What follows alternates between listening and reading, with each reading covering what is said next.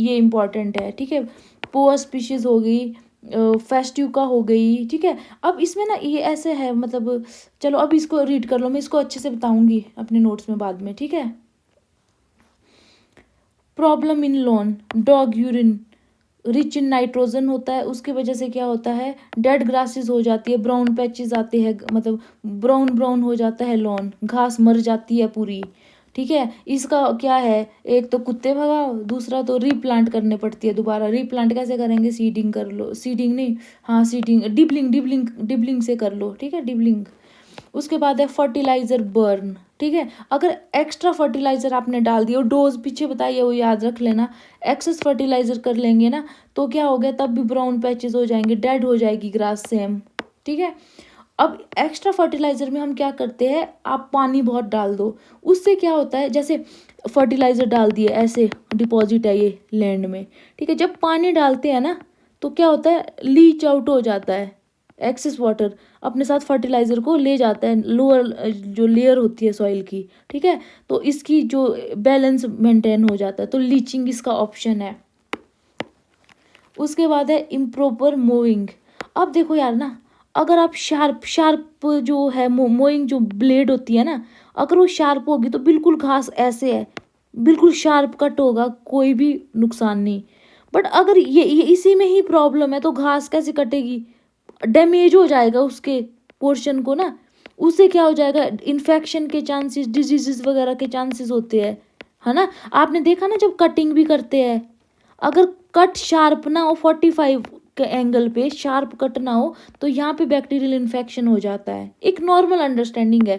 तो moving improper नहीं होनी चाहिए। और एक पूरा एक कितनी हाइट है, क्लोजली कट लॉन ग्रास, ये अगर आपने लॉन ग्रास बिल्कुल ही क्लोज कट कर दिया, ठीक है, तब भी येलो डिजीज अराइज हो जाता है, मतलब उसमें डिजीज लग जाता है, ठीक है। अब मैं मोइंग हाइट कितना होना चाहिए, 1/3 of grass height.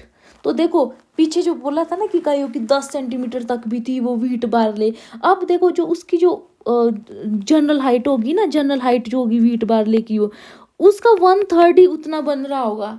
In short में ये कंसेप्ट क्लियर करना चाह रही हूँ, ठीक है।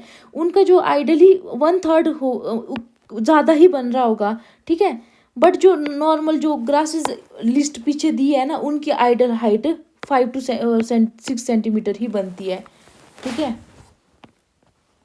इम्प्रॉपर वाटरिंग, अगर ओवर वाटरिंग कर दो तब डिजीज हो जाएगा, ठीक है। और जो ये ग्रासेस होती है ना, इनकी जो रूट होती है शैलो होती है, एक होती है डीप रूट जैसे फ्रूट में होती है, ठीक है। एक होती है शैलो रूट, मतलब जैसे लैंड है, डीप रूट में तो काफ़ी नीचे तक जाएगी, शैलो में ऊपर ऊपर की सतह पे होगी। इसलिए स्प्रिंकलिंग भी इसमें लाइट स्प्रिंकलिंग करो, क्योंकि पानी मिल जाएगा, ठीक है। पानी की जो डेप्थ है वो मेंटेन रखो, 10 to 15 सेंटीमीटर, ठीक है, डेप्थ हो, और 8 से 10 दिन के इंटरवल पे पानी दो। फिर है क्लोरोसिस की प्रॉब्लम आती है लॉन में। इसमें क्या होता है, जो ग्रास होता है वो येलो हो जाता है, ये इंपॉर्टेंट है, डेफिशिएंसी ऑफ आयरन और मैग्नीशियम। इसमें अब अगर आपको इसको वो करना है, रेक्टिफाई करना है इसको, तो क्या करना है, 100 ग्राम में ये है 10 मीटर स्क्वायर के लॉन के लिए आप 10 लीटर ऑफ जो वाटर है उसमें 100 ग्राम मैग्नीशियम सल्फेट डालो, और 10 लीटर ऑफ वाटर में 25 ग्राम फेरस सल्फेट डालो, ठीक है। इस तरह से आप इसको करो, ठीक है। उसके बाद है येलो लॉन, ये भी ऑब्वियसली क्लोरोसिस येलो लॉन, ये iron magnesium deficiency of nitrogen की वजह से होगा, ठीक है। और कई बार एक्सेस ऑफ नाइट्रोजन की वजह से भी yellow patches, yellow brown patches हो जाते हैं। फिर है nitrogen deficient lawn have large number of clover grasses. वाह यार क्या बढ़िया पॉइंट है। क्लोवर ग्रासेस वो होता है ना जिस ऐसे ऐसे बोलते हैं, 4 लीफ क्लोवर लकी होता है ना। तो अगर किसी लोन में ये ज़्यादा होंगे ना तो समझना आप नाइट्रोजन डेफिशिएंसी है उस लोन में, ठीक है। पेस्ट कौन कौन से है, लीफ होपर है, निमेटोड है, ठीक है। सकिंग करते हैं, ये सैप जो घास होगी ना लगाई हुई उसका सैप को सकिंग हैबिट है इनकी। फिर है टर्माइट है, रूट ग्रब है। ग्रब क्या होता है, ग्रब पता है ना, लार्वा होता है, बीटल का लार्वा होता है ग्रब। जैसे कैटरपिलर होता है, किसका लार्वा, इंसेक्ट का लार्वा कैटरपिलर होता है, ठीक है। और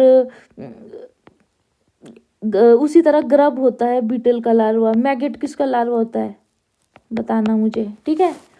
फिर ये सब है नॉर्मल, इसमें कुछ भी नहीं है। कट वॉर्म हो गया, क्लिंच बग हो गया, ये एक जनरल अंडरस्टैंडिंग है इसका। तो यार पेपर ना कई बार ऐसा होता है, जो हम पढ़ते हैं ना ज़रूरी नहीं उसी से सब कुछ आए। जनरल अंडरस्टैंडिंग क्या है, जैसे लास्ट टाइम क्वेश्चन आया था ओइडियम स्पीशीज, मतलब पाउडरी मिल्ड्यू किस स्पीशीज से होता है, ओइडियम स्पीशीज था। तो अगर कभी इस तरह के आते हैं ना जब पढ़ते हैं हम, तो उस टाइम देख लिया करो, ऐसे मत क्या करो कि यार शॉर्ट शॉर्ट में पढ़ेंगे हम। थोड़ा बहुत ना डीप में भी जाना चाहिए अगर आपके पास टाइम है, चाहे नाम ही पढ़ दो, है ना। डिजीजेज, फेरी रिंग डिजीज किसकी वजह से होती है? 3 फंगस है, मेरेस्मस, फिर ये पूरा पढ़ने की जरूरत नहीं है, मेरेस्मस, सेलियोटा और लिपियोटा, ठीक है। इसमें क्या होते हैं, जैसे हॉर्स घोड़े की जो पैर होते हैं ना उस शेप के वो बनते हैं, सर्कुलर रिंग बनते हैं लॉन पे, ठीक है। उसके बाद इसको कैसे मैनेज करेंगे, जैसे आपका लॉन है उस पे ऐसे हॉर्स शू शेप के रिंग बने हैं मान लो, ठीक है। मेरी ड्राइंग नहीं अच्छी, ठीक है। तो पता क्या करेंगे आप, डिथैचिंग कर देते हैं, उसकी जो थैच होता है ऊपर ऊपर की लेयर उसकी रिमूव कर देते हैं, और उसमें रीप्लांटिंग कर सकते हो आप, है ना। उसके बाद है brown patches, cool season turf grass में होते हैं, ये किसकी वजह से होते हैं? राइजोक्टोनिया। फिर है पिथियम ब्लाइट हो गया, ठीक है। जहाँ पे ड्रेंचिंग प्रॉपर नहीं होगी ना सॉइल की, वहाँ पे होता है ये, फोलियर डिजीज है ये भी, ठीक है। उसके बाद है डॉलर स्पॉट हो गया, फिर ग्रे स्नो हो गया, स्लाइम मोल्ड हो गया, damping off root rot, leaf और पाउडरी मिल्ड्यू, ग्ले लीव, ये सब मैंने मोस्टली नाम लिख रखे हैं क्या क्या हो सकते हैं इसमें ना। ये इंपॉर्टेंट है, फेरी रिंग, ये पढ़ लेना अच्छे से, ठीक है। उसके बाद फिर है जी प्रॉब्लमेटिक वीट, ये जो वीट है ना मोथा ग्रास, ये बहुत प्रॉब्लमेटिक है इन केस ऑफ लॉन, ठीक है। तो इसको कंट्रोल करने के लिए आप ग्लाइफोसेट यूज़ करते हैं, जो कि पोस्ट इमर्जेंस हर्बिसाइड है, ठीक है। और बाकी कुछ डिटेल मैंने यहाँ से किसी और नोट से बनाई होगी कि प्री इमर्जेंट है पेंडिमिथिलिन। एक बात बताऊँ, भले लोन से रिलेटेड ना आए ना, ऐसे तो जनरली आपको पता होना ही चाहिए कि प्री इमर्जेंट जो होता है पेंडिमेथिलिन प्री है, और पोस्ट ग्लाइफोसेट है 2,4-D है, ठीक है। तो ज़्यादा डीप में नहीं भी पढ़ना, मैं नहीं बोलती पूरा डीप में पढ़ो, बट आपको पता तो होना चाहिए। Grasses for controlling broad leafed weed 2,4-D, for narrow leaf atrazine use कर लो। कोरियन ग्रास में Silvex is use to remove narrow leaved of weed. तो देखो नैरो लीव को जो टारगेट करता है ये हर्बिसाइड, ये देखो सिल्वैक्स है। ब्रॉड लीफ के केस में 2,4-D यूज़ कर सकते हैं, नैरो लीफ में एट्राजिन यूज़ कर सकते हैं। ये तो फर्टिलाइज़र की क्लासिफिकेशन है, ठीक है। उसके बाद है ये टेबल, तो ये देखो इसमें दिख नहीं रहा है ना, तो ये बहुत इंपॉर्टेंट है, इसमें मैंने बहुत अच्छे से मेहनत से बनाया हुआ है ये, तो इसको आप अच्छे से मैं आपको बताती हूँ ये ना। तो सबसे पहले है ये ग्रासेस को मैंने क्लासिफाई किया है, फाइन टेक्सचर, मीडियम टेक्सचर और रफ, जो है रफ टेक्सचर ग्रासेस है, ठीक है। तो अब देखो इसमें जो सबसे पहला ये पोआ स्पीशीज़ है, मैंने दी हुई तीनों, जो शेड में यूज़ करती है, पीछे पढ़ा है ना हमने, तो ये याद रखना। तो सबसे पहले ये जॉइसिया कर लो, ये है कोरियन वेलवेट ग्रास, अभी ही याद कर लो मेरे साथ, क्या है? कोरियन वेलवेट ग्रास, जॉइसिया स्पीशीज है, जॉइसिया टेनुइफोलिया। सनी सिचुएशन, अगर आपको सनी सिचुएशन में लगानी होगी वीट तो आप जॉइसिया को लो, ठीक है। अगर आपको शेडी सिचुएशन में लगानी है तो पोआ की स्पीशीज, ठीक है। पोआ स्पीशीज होगी जैसे पोआ निमोरलिस, पोआ प्रेटेंसिस, पोआ एनुआ, ठीक है। केंटुकी ब्लू ग्रास है पोआ प्रेटेंसिस, और पोआ एनुआ है एनुअल ब्लू ग्रास। इसको लगाते हैं छायादार जगह पे, ठीक है। और ये ड्रॉट रेजिस्टेंट है, मतलब सूखा, जहाँ सूखा होगा वहाँ इसको लगा सकते हैं। ये हाई एलिवेशन पे लगा सकते हैं, ठीक है। कूल क्लाइमेट पे लगा सकते हैं, ये याद करना ही है आपको, ठीक है। और जो ये पोआ की स्पीशीज़ होती है ना, ये सॉसर फील्ड में, फुटबॉल, बेसबॉल, इन तरह के ग्राउंड में इसको ज़्यादा प्रेफर करते हैं, ठीक है। उसके बाद है साइनोडोन डेक्टिलोन, ये वही है दूब ग्रास, इसको बरमुडा ग्रास बोलते हैं, दूब ग्रास बोलते हैं, हरियाली बोलते हैं, हैदराबाद ग्रास बोलते हैं, ब्राह्मणा बोलते हैं, डॉग टूथ ग्रास बोलते हैं इसको, ठीक है। ये भी ड्रॉट रेजिस्टेंट है और मोस्ट सुटेबल ग्रास है ये, जो ज़्यादातर इंडिया में यूज़ करते हैं ना, दूब ग्रास को ज़्यादा यूज़ करते हैं, ठीक है। और मैंने पीछे बोला भी था कि किस मेथड में ये ज़्यादा यूज़ करते हैं, ठीक है, पढ़ा था ना आपने। सीडिंग में दूब grass, most popular grass suitable for seeding is दूब ग्रास, ठीक है।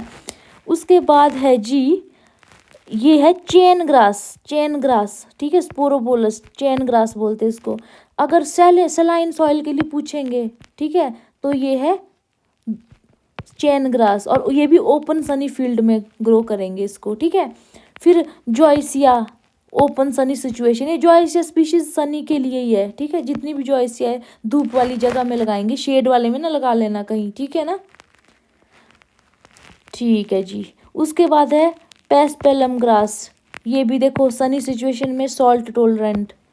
फिर है रफ, ये टेक्सचर इतना याद रखने की जरूरत नहीं है, ठीक है, आप ये देख लो।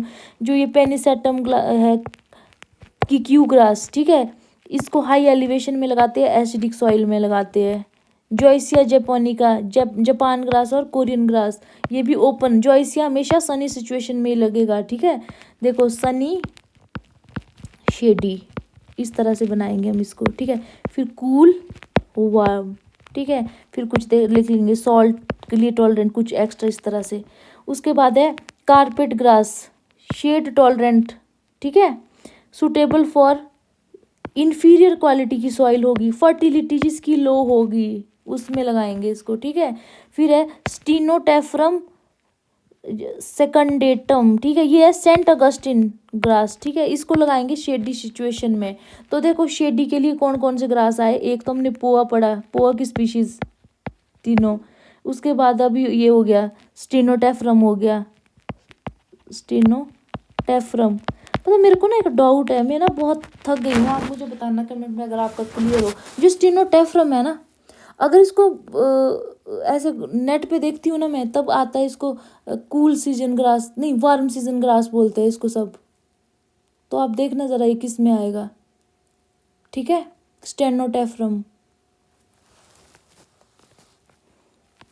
अभी देखो आप, फिर ये है एग्रोस्टिस, जो बेंट ग्रास है ना, उसको एग्रोस्टिस स्पीशीज है, बेंट ग्रास, ठीक है। और ये भी शेडी कंडीशन में होती है, शेडी सिचुएशन में। और कौन होती है, बेंट ग्रास, बेंट ग्रास जो एग्रोस्टिस है, एग्रोटिस। तो पोआ, एग्रोस्टिस और स्टीनोटेफ्रम, ठीक है। इसको एसओपी याद कर लो, इसको एसओपी, ठीक है, लिखा भी होगा मैंने, देखो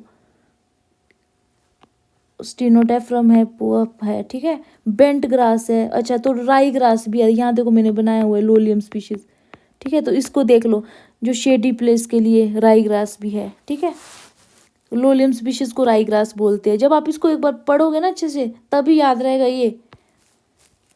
बाकी ऑर्किड ग्रास है, नाम ही देख लो, डेक्टाइलिस, सेंटीपीड ग्रास, एरेमोक्लोआ, इसका बस नाम याद रख लो। अगर कभी आ गया कि ये अगर ऐसा आ गया कि which one is not a lawn grass, centipede grass दे दिया ऑप्शन, दो तीन ग्रास अलग दे दी, या उसकी जगह पे एरेमोक्लोआ स्पीशीज दे दी, तो आपको पता होना चाहिए। बाकी इसमें इंपॉर्टेंट ऐसा कुछ है नहीं है, ठीक है।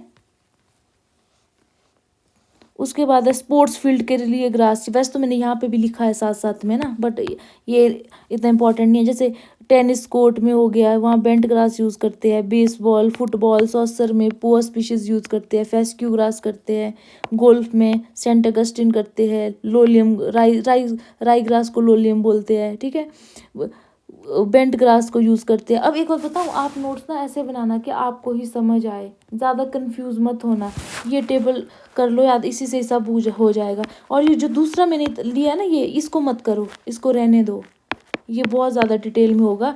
जब मैं पूरा इस टॉपिक को आपको अभी कर दूंगी ना कंप्लीट, तब आपको बहुत ईजी लगेगा ये। पहले अभी सुनो बस आप। ब्लू कलर्ड सीड होते हैं किस ग्रास के, ये है डेकोंड्रा रेपेंस, ठीक है। Chamomile grass used during 11 to 13 century in UK. ये मैंने जैसे मटेरियल कहीं से मुझे पॉइंट्स मिले हैं ना, जो मुझे इंपॉर्टेंट लगे, किसी के मैंने MCQ सुने हैं तो वो मैंने ऐड करे है ये, या मैंने कोई इंस्टेंट ग्लॉस्टस से किया होगा ये, ठीक है। अब है मोइंग, देखो अब तो आपको ऐसा लगेगा हलवा, क्या बोला था पीछे समझा दिया ना। 1/3 ऑफ जो प्लांट हाइट होती है उसमें उतनी मोइंग करते हैं हम। Mowing stimulate bud development, shoot thickness, root shorter. Obviously यार देखो, एक रूल है, जितना ऊपर जाएगा ना पेड़ उतना ही नीचे रूट जाएगी। अब आप मोइंग कर दोगे एक हाइट पे तो नीचे भी तो शैलो रूट ही डेवलप होगी, रूट शॉर्टर। थिकनेस, ऑब्वियसली जब हाइट बढ़ना कम करेंगे तभी तो मोटापा बढ़ेगा, तभी तो थिकनेस होगी, ठीक है। बड डेवलपमेंट, ऑब्वियसली जब ऊपर की हाइट को आप रोक दोगे तभी तो इधर को, पता है ना कंसेप्ट, सोर्स एंड सिंक, ठीक है। जब ऊपर का पोर्शन कट कर दोगे तभी तो नीचे की तरफ जो आपकी जो फोटोसिंथेटिक जो आपने फूड सोर्स होगा, एनर्जी ट्रांसफर होगी बर्ड में, तभी ट्रांसफर होगी एनर्जी, तभी तो इसकी स्प्राउटिंग आएगी, तभी तो पिंचिंग का ऑपरेशन सुना है ना, क्राइजेंथेमम में पिंचिंग करते हैं, क्यों करते हैं, इसीलिए करते हैं कि जब आपका जो सोर्स है उसी को ही आपने ये ऊपर की हाइट रोक दी तभी तो साइड पे जाएगा, जो बड होगी उसमें तभी तो एनर्जी इधर को जाएगी और फिर ये इसकी स्प्राउट आएगा इसमें, ठीक है, तभी बड की ग्रोथ होगी। मुझे शब्द नहीं आ रहे हैं, मैं इतना बोल बोल के ना, ठीक है। अब है डन रेगुलरली, रेगुलरली करनी पड़ेगी भाई, नहीं तो कंप्लेंट हो जाएगी। 10 to 20 डे इंटरवल में करो, ठीक है। Grass sword formed once, mowing done only before grass sword formation, ठीक है।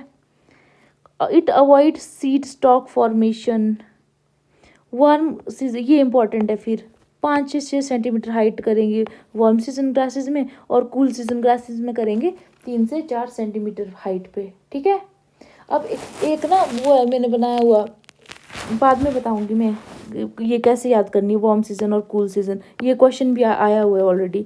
Moving height is lowest for Bermuda grass, जो बरमूडा ग्रास है उसमें मोइंग हाइट सबसे कम है, 0.5 से 1.5, है ना। और जबकि जो फेस्क्यू ग्रास है ना उसके लिए तो 4 इंच, वो पीछे था ना वो कन्फ्यूज़न कि यार 10 सेंटीमीटर तक भी हाइट जा रही है, तो कुछ एक्सेप्शन है इसीलिए, ठीक है। बट आइडल हाइट होती है 5 से 6 सेंटीमीटर, ये याद रखना, ठीक है। In golf ground turf area are more to lowest height, अब वही है ना यार, किस पर्पज से है, कहीं आपको 10 सेंटीमीटर हाइट चाहिए लॉन में, कहीं आपको कम चाहिए। अब गोल्फ खेलोगे, गोल्फ बॉल तो दिखेगी नहीं, इसीलिए लोएस्ट हाइट रखते हैं यहाँ पे, ठीक है। तभी तो देखो गोल्फ ग्राउंड में भी इसका यूज होगा, बरमुडा का ना। चलो छोड़ो पीछे क्या देखना। अब देखो, mowing prevent excess growth of grass, ये तो पता ही है, मोइंग का मतलब ये घास को काटना। मोइंग टू लो, अगर बहुत कम करेंगे तो reduce density of lawn, make lawn susceptible to weed pressure. Mowing अगर टू हाइट, अगर ज़्यादा हाइट पे करेंगे तो क्या होगा, तो उसमें weed turf grass susceptible to weed turf grass, weed result in broader leaf blade, ठीक है। अगर कम हाइट पे करेंगे मोइंग तो डिजीजेस हो जाएंगे, और अगर ज़्यादा हाइट पे करेंगे तो उसकी जो पत्ते हैं ना वो ज़्यादा ब्रॉड दिखने लग जाएंगे, और वो एक जो फाइन टेक्सचर होता है ना लॉन का, वो स्मूथनेस नहीं आएगी उसमें लुक में, ठीक है। और ये जो टर्फ ग्रास है ना, वीट की ग्रोथ ज़्यादा होगी उसमें, ठीक है। Avoid mowing when soil is wet at as rich soil stick to the mower, यार ये तो बहुत ही कि अगर बोला सॉइल गीली है तो मत करो, कि वो मोइंग में जो मोइंग मशीन होती है ना लॉन मोअर, उसकी ब्लेड में चिपक जाएगी सॉइल। रेगुलर मोइंग करो ताकि वीट की ग्रोथ ना हो, प्रॉपर ग्रीन एरिया रहे, ये कुछ नहीं है, पढ़ लो। फिर स्कैल्पिंग, ठीक है। स्कैल्पिंग में क्या होता है, जो जो ये जो ब्लेड होती है ना लॉन मोअर की, वो सेट हो जाती है हाइयर और लोअर लेवल पे, ठीक है। तो इसमें ना लोएस्ट हाइट पे रख लेते हैं इसको, ठीक है। स्कैल्पिंग मतलब थोड़ा ज़्यादा हटा देंगे, जैसे वो नहीं होता कई बार लॉन में ना ऐसा मतलब डोरमेंट कुछ लॉन की जो ग्रास होती है ना वो सड़ जाती है, गल जाती है, तो उस अच्छा नहीं दिखता है लॉन, इसीलिए उसको ना प्रॉपर हटा देते हैं, उसको स्कैल्पिंग बोलते हैं। जैसे डोरमेट स्ट्रॉ कलर्ड, स्ट्रॉ देखा है ना कैसा होता है, ब्राउन कलर के होते हैं स्ट्रॉ, भूसा भूसा जैसा लगने लग जाता है आपको लॉन दूर से, जैसे भूसा पड़ा हो, तो उस केस में क्या करते हैं, उसको बहुत लो हाइट पे ही रखते हैं लॉन मोवर को और उसको हटा देते हैं। Scalping is removing of dormant straw coloured, ठीक है, जो भूसा जैसा हो जाता है लॉन, वो ग्रीनरी नहीं रहती है, ठीक है, उसको हटा देते हैं। बरमूडा ग्रास और जॉइसिया मोस्ट सुटेबल फॉर स्कैल्प, मतलब इसमें ज़्यादा करते हैं हम, ठीक है। In this mower is